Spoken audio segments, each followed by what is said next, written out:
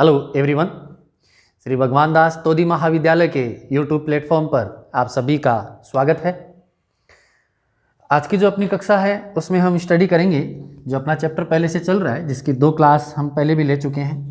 पिछले वीडियो में भी हमने जानने का प्रयास किया था कि एजिंग या काल पूर्व जरा किसे कहते हैं, बुढ़ापा किसे कहते हैं। हम बुढ़ापे के बारे में स्टडी कर रहे हैं और इसमें हमने काफ़ी इसके करेक्टर्स के बारे में भी स्टडी की कि कौन कौन से लक्षण जो हैं वो कालपूर्व जरा के रूप में या कालपूर्व एजिंग के रूप में आपको दिखाई देते हैं। और इसी में हमने स्टडी की थी दूसरे उन पॉइंट्स के बारे में जो कि इफेक्ट्स के रूप में यहाँ पर प्रदर्शित हो रहे हैं, इसके जो प्रभाव हैं वो प्रदर्शित हो रहे हैं।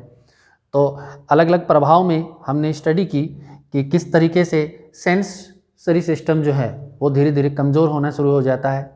सेंसरी सिस्टम के साथ साथ जो विज़न है, विज़न भी एक उम्र के बढ़ने के साथ साथ कम होता चला जाता है, तो विज़न भी अपना सही रूप नहीं रख सकता। और नेक्स्ट हमने देखा था कि बालों के झड़ने से रिलेटेड भी हमने पॉइंट्स पढ़े थे, इफ़ेक्ट्स पढ़ा था। और इसके साथ में हमने एक पॉइंट और स्टडी की थी जिसको CNS के बारे में हमने स्टडी की थी कि भी सेंट्रल नर्वस सिस्टम जो है उस पर भी असर पड़ता है। धीरे धीरे जैसे जैसे एजिंग के करेक्टर्स अपने को दिखाई देते हैं, उनमें एक करेक्टर जो है वो ब्रेन के कम विकसित होने का भी रहता है, जिसमें कि जो फ्रंटल कॉर्टेक्स है उसकी सेल्स जो हैं, न्यूरॉन्स जो हैं वो कम काम करना शुरू कर देते हैं, जिसके कारण एजिंग के करेक्टर्स जो हैं वो प्रदर्शित होते हैं।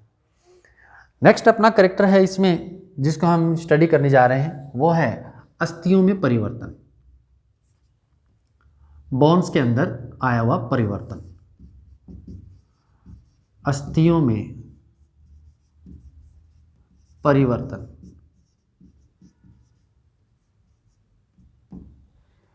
एक पॉइंट आपने सुना होगा, ऑस्टियोपोरोसिस,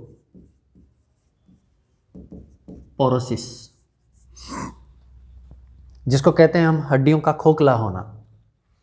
आपने देखा होगा कि बहुत से बच्चे होते हैं जिनके अंदर खेलने कूदने के वक्त हड्डियां ब्रेक हो जाती हैं, टूट जाती हैं, चटक जाती हैं, फ्रैक्चर आ जाता है उनके अंदर। तो छोटे बच्चों में जो हड्डी आसानी से टूटने का रीज़न ये होता है कि उस वक्त जो प्रोटीनियस स्ट्रक्चर है उनकी बन रही होती है, उनके अंदर हड्डियों का निर्माण हो रहा होता है। स्केलेटल सिस्टम जो है वो कम मजबूत नहीं बना होता है, उस कारण से उनकी हड्डियाँ थोड़ी कमज़ोर होती हैं और वो आसानी से उसमें चटक जाती हैं। लेकिन अगर आप देखेंगे एक एडल्ट की एज में, तो अपनी एज के अंदर जब आप हड्डियों का आप देखेंगे तो इनका एक ढांचा, उनका संगठन जो वो सही रूप लेकर के होता है। इस वक्त जो हड्डियां आसानी से इजी वे में नहीं टूटती हैं। जब कोई एक्सीडेंटल केस देखने को मिलता है तो उसमें भी थोड़ा बहुत हड्डी में फ्रैक्चर आ जाता है। लेकिन जैसे ही आप देखते हैं कि 50 की उम्र के बाद या फिर उन लोगों के अंदर जो कैल्शियम या फिर फास्फोरस का सेवन कम करते हैं, विटामिन D का सेवन कम करते हैं या ऐसी प्रोटीन का सेवन कम करते हैं जो कि अस्थियों के निर्माण में सहायक होती है, तो उन लोगों के अंदर हड्डियां कमज़ोर होती हैं। ऑस्टियोपोरोसिस के लक्षण वहाँ पर देखने को मिलते हैं। तो ऑस्टियोपोरोसिस की जो घटना है वो आपको बुज़ुर्गों में, महिलाओं में और पुरुषों में, दोनों में अलग अलग रूपों में देखने को मिलती है। महिलाओं में एक करेक्टर और प्रभावी हो जाता है ऐसी कंडीशन में जिसको हम बोलते हैं मेनोपॉज, जिसमें मेंस्ट्रुअल साइकिल का बंद हो जाना जिसको हम कहते हैं। एक पीरियड के बाद में मेंस्ट्रुअल साइकिल का बंद हो जाना मेनोपॉज अवस्था को प्रदर्शित करता है। और ऐसे लोगों में जहां मेनोपॉज प्रभावी होता है, स्त्रियों में खासकर, उनमें हड्डियां जो हैं वो कमज़ोर होने लग जाती हैं। फिर उनमें हड्डियां आसानी से चटक जाती हैं। आपने देखा होगा जो बूढ़े बुजुर्ग होते हैं, महिलाएं होती हैं, वो इजी वे में उठने की कोशिश करती हैं। हम कहते हैं खाट से उठने की कोशिश की और उनकी हड्डी ब्रेक हो गई, टूट गई। थोड़ा सा आंगन में फिसल गई, उनकी हड्डी टूट गई और वो फिर आसानी से जुड़ती भी नहीं है। उसका रीज़न कि भी जो ग्रोथ फॉर्म है उनकी वो एक बार के लिए रुक चुकी हैं, अवरुद्ध हो चुकी हैं। जो बनने का जो प्रक्रम है, फॉर्मेशन की जो प्रक्रिया है, वो एक तरीके से बंद हो चुकी होती हैं। तो ऐसी कंडीशन में जहाँ मेनोपॉज प्रभावी रहता है या फिर ऐसी कंडीशन में जहाँ कैल्शियम और फास्फोरस की कमी होती हो, कैल्शियम कार्बोनेट की वगैरह की कमी होती हो, जो लोग दूध का सेवन कम करते हैं या फिर जो कैल्शियम रिच जो न्यूट्रिएंट्स रहते हैं उनकी सेवन कम करते हैं, या फिर इस तरीके के जो माइक्रोन्यूट्रिएंट्स हैं उनका सेवन कम करते हैं जो इसेंशियल है हमारे शरीर के लिए, हड्डियों के निर्माण के लिए, तो उन लोगों में एजिंग का ये कैरेक्टर सबसे पहले दिखने लग जाता है, जिसमें कि हड्डियों का कमज़ोर होना है या फिर हड्डियों का टूटना है या अस्थियों में परिवर्तन जिसको हम कहते हैं। इसी तरीके से नेक्स्ट अपन कैरेक्टर लेते हैं परिसंचरण तंत्र का। परिसंचरण तंत्र जो अपना वेस्कुलर सिस्टम होता है उसके बारे में हम बात करते हैं। तो एजिंग के फैक्टर में एक ये भी प्रभावी है, एक कैरेक्टर ये भी प्रभावी रहता है जिसमें कि एक उम्र बढ़ने के साथ साथ धमनियाँ कमज़ोर हो जाती हैं। जो अपनी आर्टरीज होती हैं उन आर्टरीज की जो कैपेसिटी है वो डिपेंड करती है उनकी इलास्टिसिटी पर।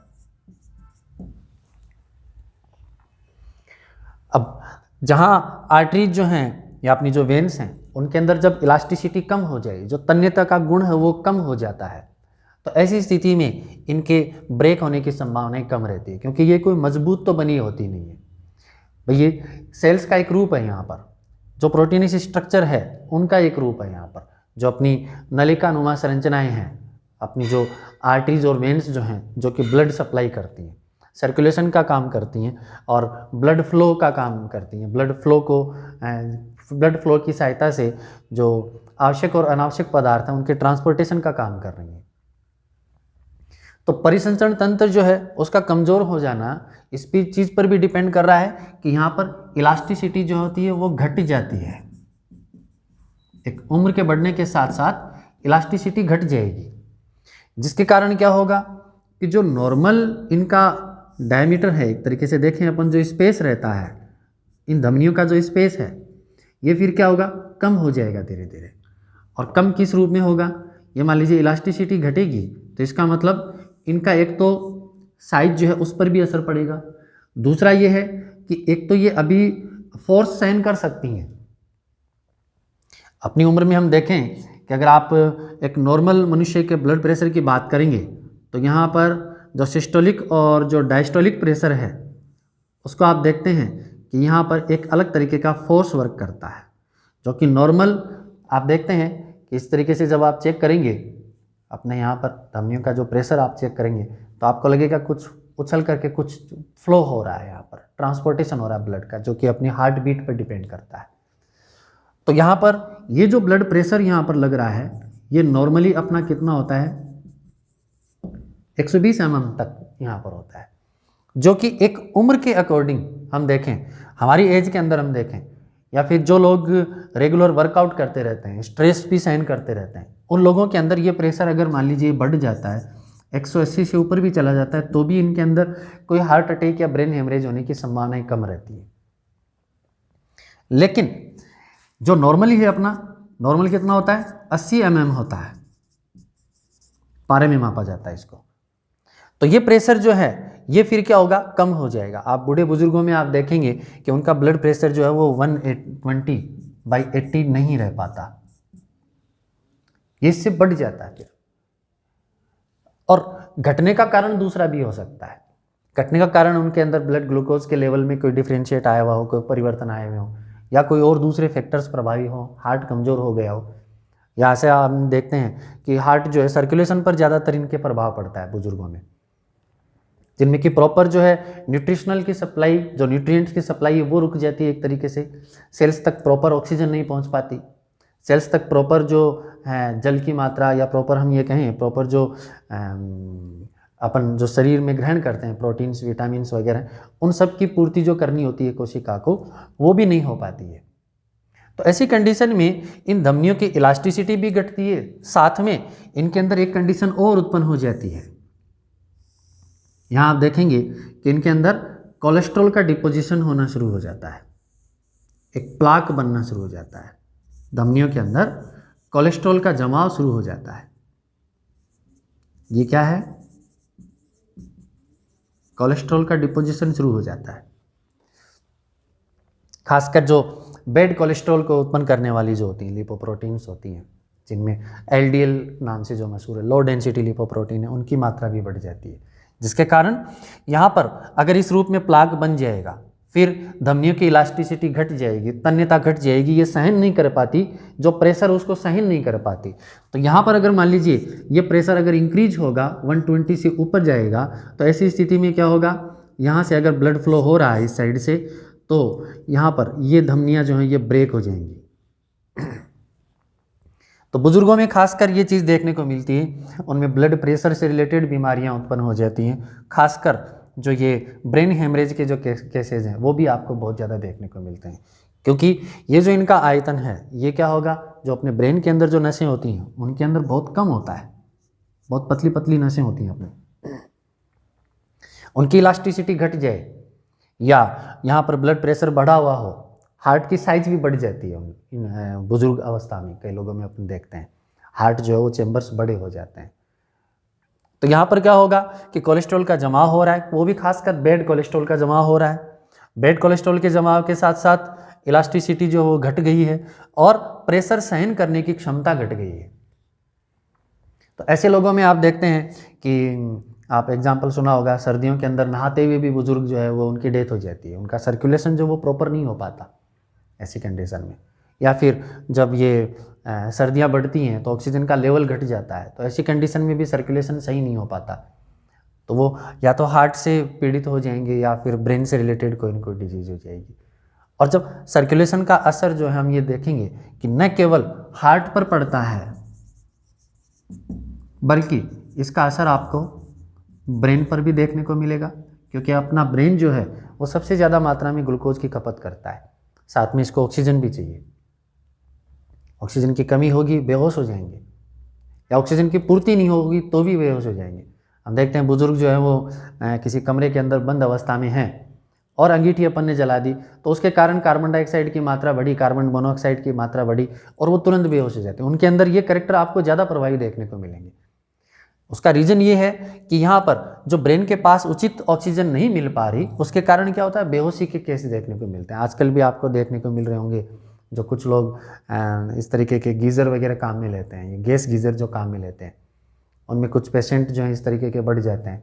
उनमें चाहे नॉर्मल हो या एजिंग वाले हों, एजिंग वाले पर वो चीज़ ज़्यादा इफेक्टिव होगी। अगर कार्बन डाइऑक्साइड की मात्रा या कार्बन मोनोऑक्साइड की मात्रा वहाँ बढ़ी हुई है, ऑक्सीजन का लेवल कम है, तो ब्रेन को वो पूर्ति नहीं हो पाती है। ऐसी कंडीशन में क्या होगा, उबासियाँ ज़्यादा आएंगी, आपको बेहोशी के केस हैं वो ज़्यादा आपको देखने को मिलेंगे। तो एजिंग में इसका असर न केवल इन दो अंगों पर पड़ता है, बल्कि इससे एक और अंग प्रभावित होता है जिसको हम कहते हैं किडनी। सही रूप में यहाँ पर क्या होगा, हार्ट अगर सही रूप में काम नहीं कर पा रहा है, धमनियाँ और ये जो शिराएं हैं ये सही रूप में इनकी इलास्टिसिटी नहीं है, इनकी सहन करने की क्षमता भी नहीं है, और एक तरफ से अगर ब्लड प्रेशर बढ़ा हुआ है तो ऐसी, या फिर ब्लड प्रेशर घटा हुआ है, तो दोनों कंडीशन में ब्रेन और किडनी जो है वो डैमेज हो जाती है।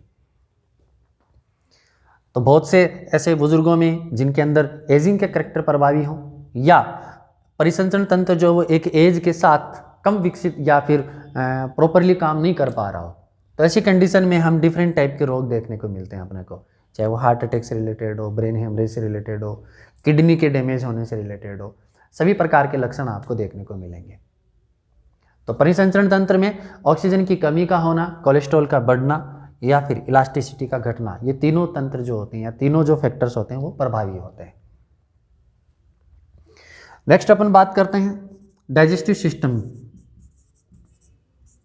पाचन तंत्र का कमजोर होना।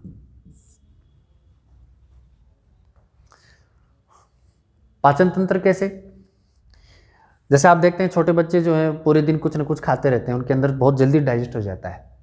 कोई भी मटेरियल है, थोड़ी देर चॉकलेट खा ली उन्होंने, डाइजेस्ट हो गई, थोड़ी थोड़ी देर में वो कुछ ना कुछ खाते रहते हैं। हमारी एज में हम देखते हैं 2 टाइम या 3 टाइम खाना खाते हैं, कुछ ऐसे हैं जो नहीं खाएं तो भी चल जाता है काम, भूख भी नहीं लगती है कईयों को। लेकिन जैसे जैसे एजिंग का जो इफेक्ट अपने को देखने को मिलेगा, ऐसी कंडीशन में क्या होगा, जो डाइजेस्टिव जूस हैं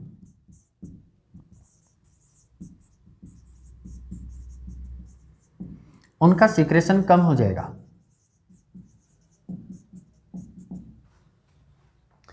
तो ऐसी स्थिति में अगर मान लीजिए अपने स्टोमक के अंदर जो पाचक रसों का स्रावण हो रहा है, अगर उनका स्रावण कम हो गया तो हम देखते हैं कि कुछ लोग जो हैं ज़्यादातर एजिंग की अवस्था के दौरान या बुजुर्ग अवस्था के दौरान या 50 की एज के बाद में आप देखते हैं उनके अंदर एसिडिटी का कैरेक्टर आपको ज़्यादा देखने को मिलता है।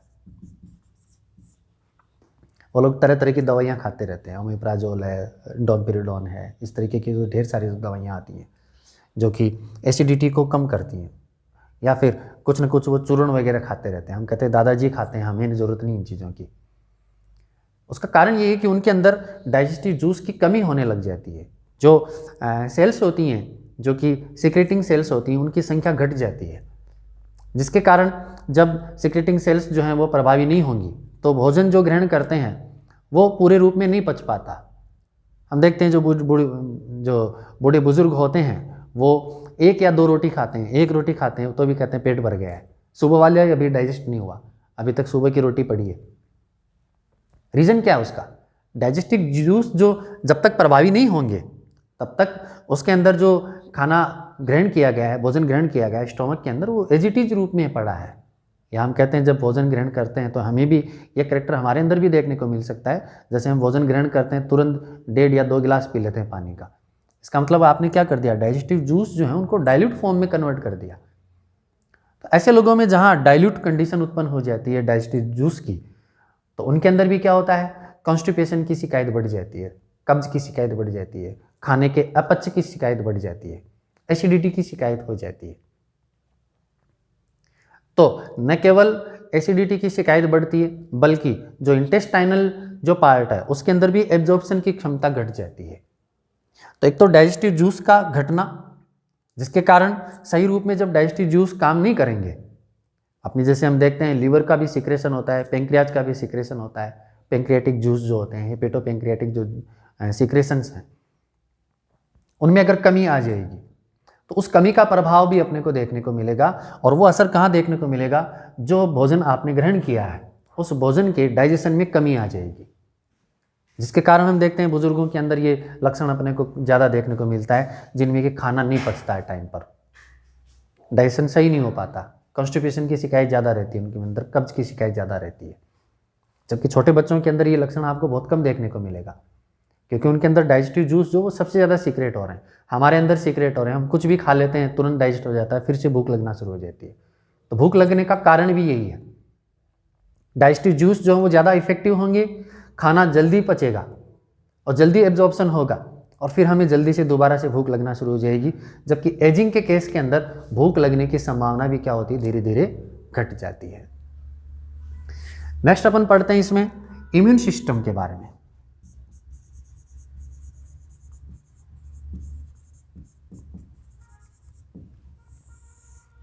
आपने देखा होगा छोटे बच्चे हैं वो जल्दी बीमार पड़ जाते हैं।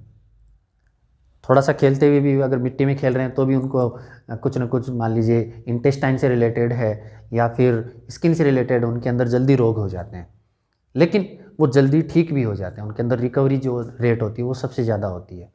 उनका इम्यून सिस्टम उस वक्त इफेक्टिव होता है और वो काम करना शुरू कर रहा होता है। उनके अंदर इस तरीके के एंटीजेंस का और एंटीबॉडीज़ का जो निर्माण है वो उस वक्त चरम स्तर पर होता है।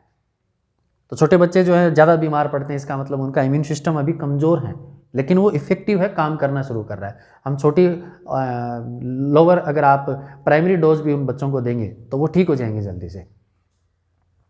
लेकिन अगर आप देखेंगे हमारे अंदर, तो हम पूरे दिन में पता नहीं कितने सारे पैथोजेंस के संपर्क में आते हैं। तरह तरह के वायरस हैं, तरह तरह के बैक्टीरियाज हैं, और जो दूसरे तरीके के जो फंगल डिजीज़ हैं उनके हम संपर्क में आते रहते हैं। लेकिन हमारी रिकवरी जो है वो जल्दी होती रहती है। लेकिन एक समय के बाद एजिंग के एक कैरेक्टर में ये प्रभावी है कि यहाँ पर क्या होगा, धीरे धीरे एक एज के बाद में, जैसे 60 साल की उम्र के बाद में जो इम्यून सिस्टम है वो अपना बड़ा कमज़ोर होना शुरू कर देता है। उसका रीज़न भी ये है कि 60 के बाद में जो अपनी थाइमस है, थाइमस ग्रंथि जो कि थाइमोसिन हार्मोन का एक स्रावण करती है, थाइमोसिन का स्रावण कर रही है, इसका सिक्रेशन कर रही है। और ये थाइमोसिन जो हार्मोन है ये एक तरीके का पॉलीपेप्टाइड है। पॉलीपेप्टाइड आप जानते हैं, पेप्टाइड की जो श्रृंखला है वो एक से अधिक जहाँ पर मौजूद हों। प्रोटीन की जितनी भी स्ट्रक्चर्स हैं उनके अंदर हम देखते हैं कि पेप्टाइड जो बॉन्ड हैं उनके आधार पर एक पॉलीपेप्टाइड श्रृंखला का निर्माण होता है, पॉलीपेप्टाइड चेन का निर्माण होता है। हमारे शरीर के अंदर जितनी भी प्रकार के जो एंटीबॉडीज़ हैं या जितनी भी प्रकार के हम ये कहेंगे कि जो एंजाइम्स हैं और जितनी भी प्रकार के हार्मोन्स हैं वो सब लगभग सभी क्या होते हैं, प्रोटीनियस नेचर के होते हैं। उनके अंदर एक पॉलीपेप्टाइड श्रृंखला का यहाँ पर निर्माण हो रखा होता है। तो 60 साल की उम्र तक हम ये कहेंगे कि एजिंग का एक फैक्टर ये भी है कि इस थाइमस जो ग्रंथि है वो इनएक्टिव फॉर्म में चली जाती है, ये काम करना बंद कर देती है। इट मीन्स थाइमोसिन का प्रोडक्शन बंद हो गया। और ऐसी स्थिति में क्या होगा, जो टी सेल्स हैं जो कि अपने को प्रोटेक्शन प्रोवाइड करवाती है अगेंस्ट जितने भी जो वायरसेज हैं, बैक्टीरियाज हैं, पैथोजेंस जितने भी हैं, जो रोगजनक जीवाणु हैं, विषाणु, उनके प्रति अपना हमारे सेल के अंदर, हमारे शरीर के अंदर एंटीबॉडीज़ का प्रोडक्शन तैयार करवाती है, उनका प्रोडक्शन करवाती रहती है। तो 60 की एज के बाद क्या होगा कि ये जो टी सेल्स हैं इनका प्रोडक्शन कम हो जाएगा, बंद हो जाएगा एक तरीके से। तो ऐसी कंडीशन में क्या होगा, बूढ़े बुजुर्ग जो होते हैं वो न चाहते हुए भी जल्दी बीमार पड़ जाते हैं। हम कहते हैं ये बुजुर्ग पता नहीं क्या हो जाता है, इनको आए दिन बीमार पड़ जाते हैं। उसका रीज़न ये नहीं है कि वो अपने हेल्थ के प्रति क्यूरियस नहीं है, उनके अंदर है वो सारी चीज़ें कि भी वो बहुत ज़्यादा अवेयरनेस रखते हैं, लेकिन उसके बावजूद भी उनका इम्यून सिस्टम इतना कमज़ोर हो जाता है इसी फैक्टर के कारण कि वो सही रूप में उसके प्रति प्रतिक्रिया व्यक्त नहीं कर पाते हैं, जिसके कारण उनके टी सेल्स के एब्सेंस होने के कारण, जो है थाइमस के इनएक्टिव होने के कारण वो जल्दी बीमार पड़ जाते हैं।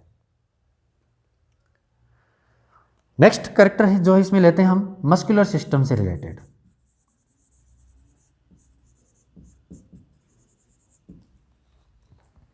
मस्कुलर सिस्टम से रिलेटेड कैसे, हम देखते हैं छोटे बच्चे से लेकर के एडल्ट अवस्था तक अपनी जो होती है उनमें मसल्स का प्रोडक्शन लगातार, या मसल्स के एक्टिवनेस होने की जो प्रक्रिया है वो लगातार जारी रहती है। मसल्स बिल्डिंग की भी एक कंपटीशन रहता है बच्चों में, आपने देखा होगा। अपनी एज के अंदर भी बॉडी बनाने की जो प्रक्रिया है वो बहुत ज़्यादा एक चाव से जो है वो उसको बढ़ाने की होड़ रहती है सब में। लेकिन एक एज के बाद में एजिंग के फैक्टर के आधार पर क्या होगा, मसल्स जो हैं वो क्या होंगी, कमज़ोर पड़ना हो जाएंगी, शिथिल पड़ना शुरू कर देंगी। जैसे हमने कहा कि त्वचा जो वो पतली होना शुरू हो जाती है, रीज़न उसका फैट की लेयर की कम होना, कोलेजन का घटना, साथ में इन मसल्स का कमज़ोर होना, टेंडन्स का कमज़ोर होना, इन सब के कारण। और ये जो इफेक्ट है मस्कुलर सिस्टम का, ये आपको जो 11 से 12 साल की उम्र के जो बच्चे हैं जिनमें मेल और फीमेल हो, दोनों की अगर बराबर भी ट्रेनिंग दी जाती है तो भी क्या हम देखते हैं कि फीमेल्स के अंदर जो मसल्स हैं वो कम डेवलप होती हैं देन मेल्स के। तो ये जो इफेक्ट है ये अपने को एजिंग के फैक्टर के साथ भी आपको देखने को मिलेगा। तो ये थे कुछ फैक्टर्स जिनके बारे में हमने स्टडी की। आगे जो भी इसमें फैक्टर्स हैं जो कि ऑर्गेनिज्म इफेक्ट प्रदर्शित करते हैं, स्ट्रक्चरल जो चेंजेज आते हैं, साइटो रूप में या फिर मॉलिक्यूलर रूप में जो चेंजेज आते हैं, उन सब के बारे में अपन नेक्स्ट वीडियो में चर्चा करेंगे। तब तक के लिए धन्यवाद।